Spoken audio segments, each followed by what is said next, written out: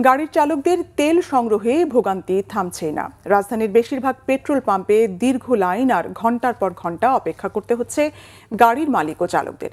এর মধ্যে নিরাপত্তাহীনতার কথা জানিয়েছে পেট্রোল পাম্প ওনার্স অ্যাসোসিয়েশন। তারা বলছেন যে কোনো সময় বন্ধ হয়ে যেতে পারে দেশের সব পেট্রোল পাম্প। এদিকে তেল নিয়ে আতঙ্কিত না হওয়ার আহ্বান জানিয়েছেন বিদ্যুৎ, জ্বালানি ও খনিজ সম্পদ মন্ত্রী ইকবাল হাসান মাহমুদ টুকু। নিয়াজ মাকতুমের প্রতিবেদন। আমি 12টার দিকে 4টা বাজতেছে অলমোস্ট। আমি 11:30 থেকে আমি দাঁড়াই আছি আর কি। 4টা বাজে, এখন 5 মিনিট বাকি আছে, আসছি 9টায়।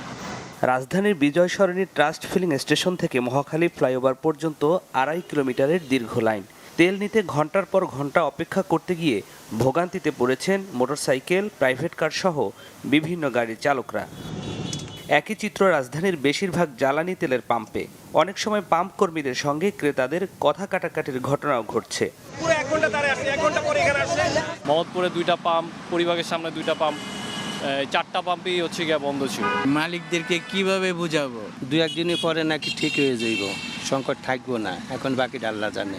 পেট্রোল পাম্প ওনার্স অ্যাসোসিয়েশনের শঙ্কা, জ্বালানি ঘাটতি ও নিরাপত্তাহীনতার কারণে যে কোনো সময় বন্ধ হয়ে যেতে পারে দেশের সব পেট্রোল পাম্প।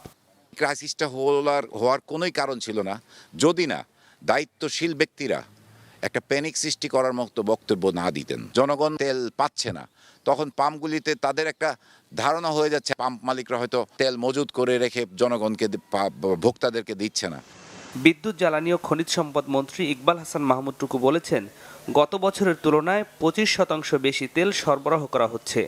আজকে সকাল থেকে আবার ডিপোগুলো চালু হয়ে গেছে, তেল আসছে। সরকারের পক্ষ থেকে জনগণের কাছে আহ্বান জানাবো যে আপনারা প্যানিক হবেন না এবং আপনার প্রয়োজনের বেশি তেল ক্রয় করেন না।